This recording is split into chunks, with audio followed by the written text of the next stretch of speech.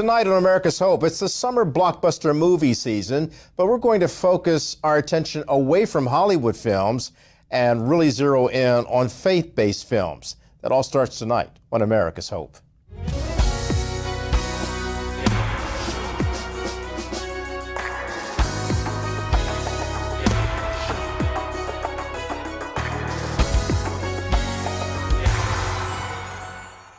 From the NTD Global Headquarters in New York, I'm Kelly Wright, and this is America's Hope. We're glad that you can join us this hour.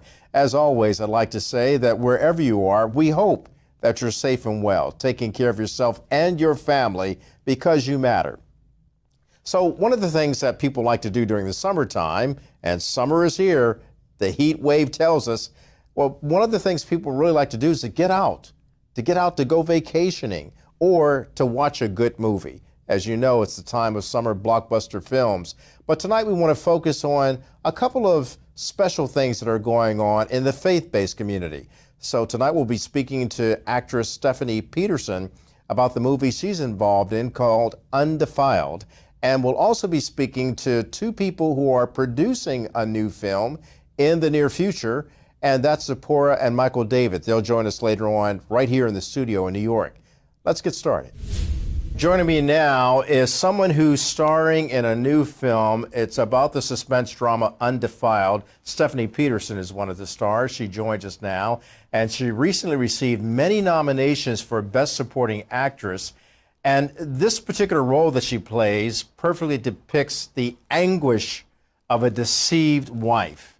Amber Jennings is the character she plays. And Stephanie believes that by playing this role, marriages will actually be restored by this gripping story movie called Undefiled. Stephanie, thank you for joining America's Hope. Thank you so much for having me, Kelly. I'm so happy to be here. Well, I'm happy to have you here.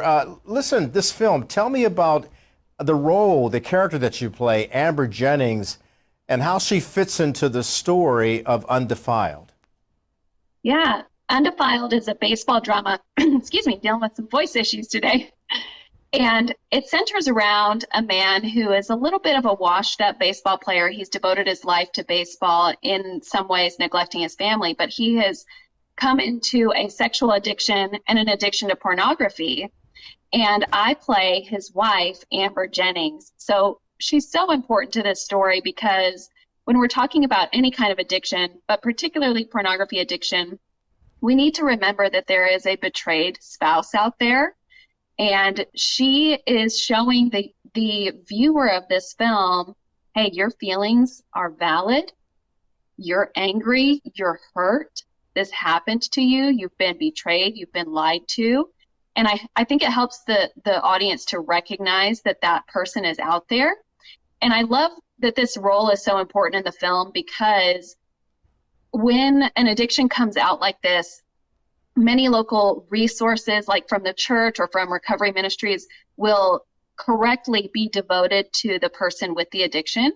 But the betrayed spouse needs to know that they are worthy of care and counseling and recovery for themselves, and that is out there as well. So I really think it's important to remember Amber Jennings as a character and to remember that that aspect of this situation also needs to be addressed and cared for. Well said. You know, pornography, it's a big multi-billion-dollar industry, and because of digital media, it's able to worm its way into the households of America.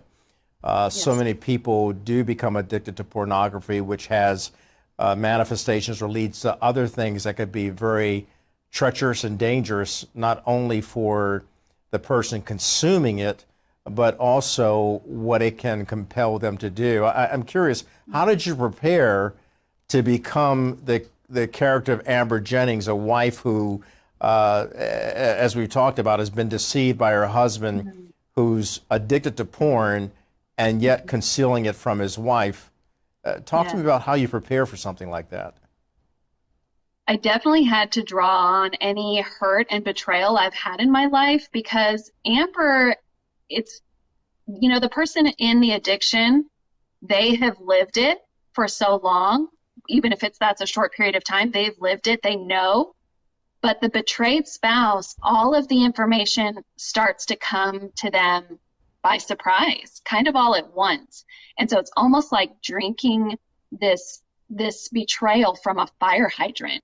And so I had to really step into Amber's shoes with that and draw on that hurt kind of coming in all at once like that.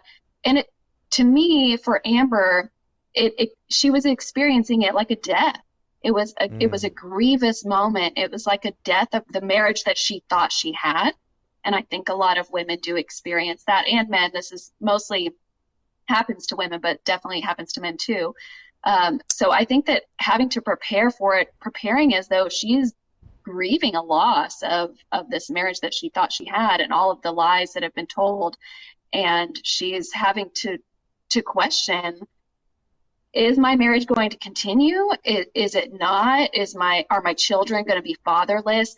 And it is hard to prepare for that. But Matt McCauley, the director, created, and also the DP, Adrian Petrosian, they created such an environment where I could do what I needed to do as an artist.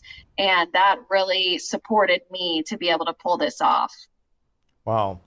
It's a film, but it really is talking about a reality in life. Yes. What do you hope the film Undefiled will accomplish in real life? I think Undefiled can really bring restoration to marriages. And first of all, bringing people's addictions to light. I think that's the most important thing we can do, is be talking about this problem and let people have the safety net in their local church or local community to bring it into the light and receive the care and resources that they need, because there's so much shame attached to it. And that shame causes you to hide. And as soon as it can be brought into the light and resources can be brought in, marriages can be restored, families can be restored. And I really think that that is going to be a powerful aspect of this film. It's a conversation starter. People may not be ready to talk about it, but after you watch a film, then you've broken down all of the walls and barriers and you can finally be honest about it. The transparency that comes from it and Yes. talking about it. What is your personal mission in regard to this kind of acting? My personal mission in everything in life is really to give glory to God. I definitely want to do that. As a storyteller, I want to be excellent at storytelling. When we are making faith-based and Christian films, I just want us to keep setting that bar higher and higher and higher and make that excellent story, because God is a God of stories. History is his story. The Bible is full of stories for a reason. We identify with stories. We are captured by visual storytelling. There's a reason we always want to watch a movie or watch TV. We're so captured by stories. And, for me as an artist, I just want to be excellent at storytelling, because when you're watching something and it is produced and acted and filmed excellently, you're paying attention to what it says, and you're really willing to listen and willing to have conversations about it, willing to inspect yourself. So I think that all of us in Christian film, me particularly, I just want to be excellent storyteller.